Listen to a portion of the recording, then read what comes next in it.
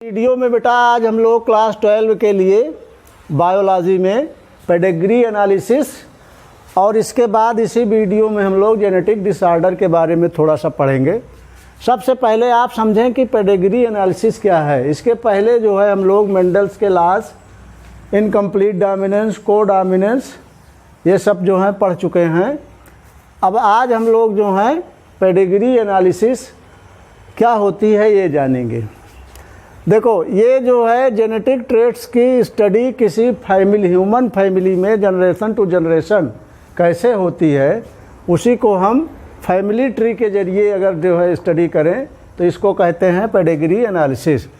Study of genetic traits in several generations, in several generations,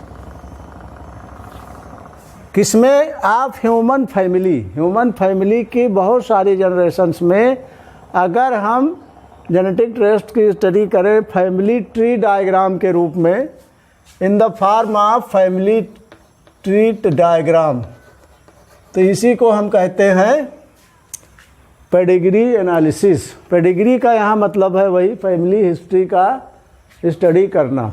और family history की study हम किस लिए करते हैं?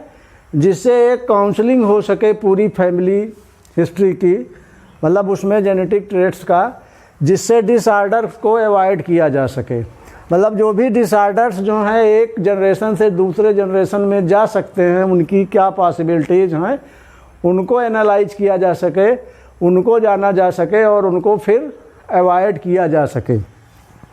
तो इसमें सबसे पहले जान लो कि ये जो चौकोर बॉक्स है, मतलब ये जो स्क्वायर लाइक बॉक्स है, ये मेल शो करता है। ये जो स्फेरिकल जो है स्ट्रक्चर है, ये फीमेल्स को शो करते हैं। और ये इस तरह वाला बॉक्स जो है, जो पैरेललोग्राम की तरह से है, ये जो है शो करता है सेक्स अनस्पेसिफाइड, मतलब ऐसे इंडिविजुअल्स को जिनका जो है सेक्स क्लियर नहीं है कि वो मेल हैं या फीमेल हैं। फिर ये अफेक्टेड मेल को शो करते हैं, ये अफेक्टेड फीमेल को, जिसको डार्क कलर में जब शो कर दिया जाता है वही सारी चीज़ें, तो ये अफेक्टेड इंडिविजुअल्स को शो करते हैं, अफेक्टेड इंडिविजुअल्स को। इसके बाद इसके क्या एडवांटेज हैं? मतलब पेडिग्री एनालिसिस अगर हम लोग स्टडी कर ही रहे हैं तो इसके एडवांटेज क्या हैं? पहला तो मैंने बता दिया कि एक तरह से जेनेटिक काउंसलिंग हो जाती है पूरी फैमिली हिस्ट्री में, जिससे हम डिसऑर्डर्स को अवॉइड कर सकें। इसके बाद जो है एक्सप्रेसिव रिसेसिव एलील जो है उसका नॉलेज हमें, उसकी मतलब पॉसिबिलिटी का नॉलेज हमें मिल जाता है जो डिसऑर्डर्स को काज करते हैं। और वो डिसऑर्डर्स क्या हैं? जैसे हीमोफीलिया है, कलर ब्लाइंडनेस है, सिकल सेल एनीमिया है, थैलासीमिया है। इसके अलावा फेनाइल कीटोन्यूरिया है, जिसको या जो है सिस्टिक फाइब्रोसिस है। ये सब जेनेटिक डिसऑर्डर्स हैं जो एक जनरेशन से दूसरे जनरेशन में जा सकते हैं। जैसे हीमोफीलिया है, तो हीमोफीलिया जो है एक रिसेसिव डिजीज है और ये ज़्यादातर फीमेल्स में कैरियर का और मेल्स में डिजीज होते हैं। तो इस तरह ये शो करता है हीमोफीलिया। हीमोफीलिया में क्या होता है कि जब माइनर इंजरी हो जाती है पेशेंट के अंदर तो उसमें ब्लीडिंग कभी बंद ही नहीं होती है। इसके अलावा किसी फैमिली में किसी ट्रेट की ओरिजिन को ये शो करता है। इसकी एक और जो है एडवांटेज है, ये किसी भी फैमिली हिस्ट्री में ये बता देता है कि उसके हार्मफुल इफ़ेक्ट्स क्या होने वाले हैं अगर क्लोज रिलेटिव्स के बीच में मैरिज कराई जाए। तो इसमें मान लीजिए कि मेटिंग कराना है, तो आप जो है इस तरह से मेल का और फीमेल के बीच में एक लाइन जो है ड्रा कर देंगे, तो it will show the mating. ये मेटिंग शो करेगा। और डबल लाइन आप खींच देंगे, when you draw a double line it will show close relatives के बीच में जो मेटिंग होगी, close relatives, mating between close relatives. Mating between close relatives. और अगर आप स्प्रिंग्स को शो करना है तो आप जो है ऐसे हमने मेटिंग दिखाया, उसके बाद एक लाइन इसके बीचों बीच ड्रा करेंगे, फिर ऐसे जो है हम आप स्प्रिंग्स शो कर रहे हैं। इसमें लेफ़्ट वाला जो है पहला आप स्प्रिंग शो करेगा इन्हीं पेरेंट्स के, ये दूसरा शो करेगा, 1 2 ऐसे डाल देंगे। और अगर मान लीजिए कोई अफेक्टेड भी आ गया है तो इसको ऐसे शो कर देंगे, ठीक है, ये 3rd नंबर पे हो जाएगा। तो ये लेफ़्ट टू राइट शो करता है कि which number of child has been born earlier, मतलब किस चाइल्ड का सबसे पहले जन्म हुआ है। तो इस तरीके से ये फैमिली ट्री डायग्राम शो करके पेडिग्री एनालिसिस की जा सकती है। अब हम लोग जो हैं इसको रब करके मैं आपको जेनेटिक डिसऑर्डर के बारे में थोड़ा सा बताता हूँ। डिसऑर्डर को स्टडी करेंगे।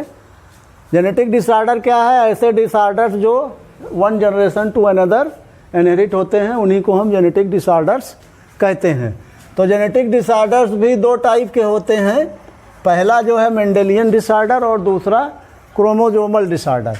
मेंडेलियन डिसऑर्डर क्या है? ये एक ऐसा डिसऑर्डर है जिसमें सिंगल जीन में म्यूटेशन या अल्टरेशन हो जाने की वजह से होता है, caused due to alteration,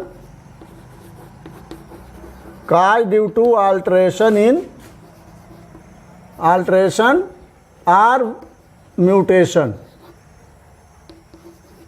in single gene।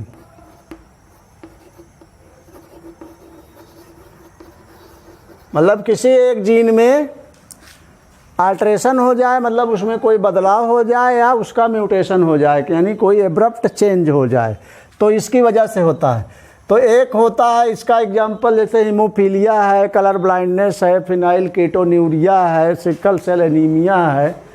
इसके बहुत सारे एग्जांपल जैसे थैलासीमिया है, सिस्टिक फाइब्रोसिस है। तो ये सब जो है मेंडेलियन डिसऑर्डर्स के एग्जांपल्स हैं। क्रोमोसोमल डिसऑर्डर क्या है? ऐसा डिसऑर्डर जिसमें क्रोमोसोम नंबर में कोई कमी या डिसऑर्डर होने से होता है। क्रोमोसोमल जो है वर्ड से ही लग रहा है कि क्रोमोसोम की नंबर में कोई कमी या डिफेक्ट आएगा तब होगा। तो ये डाउन्स सिंड्रोम, क्लाइनफिल्टर सिंड्रोम और टर्नर सिंड्रोम इसके 3 एग्जाम्पल हैं। तो आपको पता है कि ह्यूमन में कुल मिलाकर के 23 पेयर्स ऑफ क्रोमोसोम होते हैं। इसमें डाउन सिंड्रोम में क्या होता है कि जो 21वां नंबर का ऑटोसोम है उसमें ट्राइसोमी हो जाती है। तो उसमें मतलब तीसरा क्रोमोसोम भी बढ़ जाता है, जिसकी वजह से ये होता है। क्लाइनफिल्टर सिंड्रोम में एक क्रोमोसोम जो है बढ़ जाता है, जिसकी वजह से होता है, मतलब जो सेक्स क्रोमोसोम है इसका जो स्ट्रक्चर हो जाता है वो 44 प्लस XXY हो जाता है। और इसमें क्या होता है, एक क्रोमोसोम कम हो जाता है, 44 प्लस XO टाइप का हो जाता है, जिसकी वजह से ये होता है। तो ये क्रोमोसोमल डिसऑर्डर है और ये जो है मेंडेलियन डिसऑर्डर है। तो ये जिसमें सिंगल जीन में कोई अल्टरेशन या म्यूटेशन होगा तब होगा। और ये जो है डिसऑर्डर मेंडल के लॉज को फॉलो करते हैं। तो इसमें जैसे हम एक एग्जांपल ले रहे हैं फिनाइल कीटोन्यूरिया। फिनाइल कीटोन्यूरिया में क्या होता है कि ये एक मेंटल डिसऑर्डर की डिजीज़ है या डिसऑर्डर है। जैसे आपको मतलब जानकारी होगी कि एक जो है एंजाइम होता है जिसका नाम है phenyl alanine hydroxylase, alanine hydroxylase. ये क्या करता है, ये फेनाइल एलानिन को लीवर में फेनाइल एलानिन को टायरोसिन में चेंज करता है। तो ये जब बीमारी हो जाती है तो इसकी वजह से ये एंजाइम नहीं बनता है। तो एक तरह से मेटाबॉलिक डिसऑर्डर है,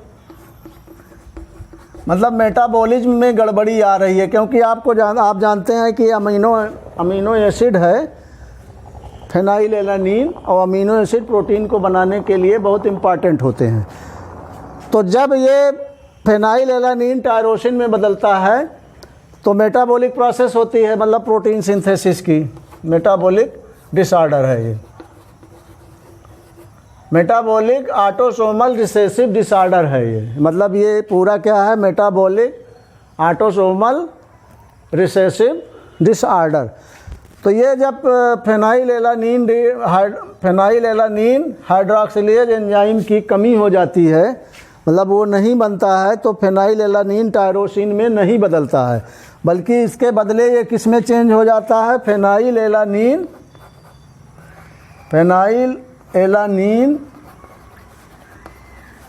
पायरूविक एसिड में ये चेंज हो जाता है। तो इसका जो है मेटाबॉलिज्म होगा नहीं, तो ये एक्यूमुलेट होने लगता है। और ये कैसा जो है सब्सटेंस है, ये जो है टॉक्सिक होता है। तो ये इधर उधर जो है घूमता रहता है, ये यूरिन के साथ भी डिस्चार्ज होता है। कभी कभी जो है इसका टेस्ट लिखने के लिए मतलब डॉक्टर जब लिखते हैं तो यूरिन में फेनाइलएलानिन भी आ जाता है, क्योंकि वो चेंज हुआ नहीं उसमें। तो ये टॉक्सिक सब्सटेंस है और ये ब्रेन में भी पहुंच जाता है, और ब्रेन में पहुंच करके मेंटल रिटार्डेशन काज करता है, मतलब दिमागी रूप से आदमी कमज़ोर हो जाता है। तो ये जो है मेंडलियन डिसऑर्डर का एक एग्जांपल मैंने बताया, और इसके बारे में और जो सारी डिजीज़ें हैं हम लोग नेक्स्ट वीडियो में डिस्कस करेंगे।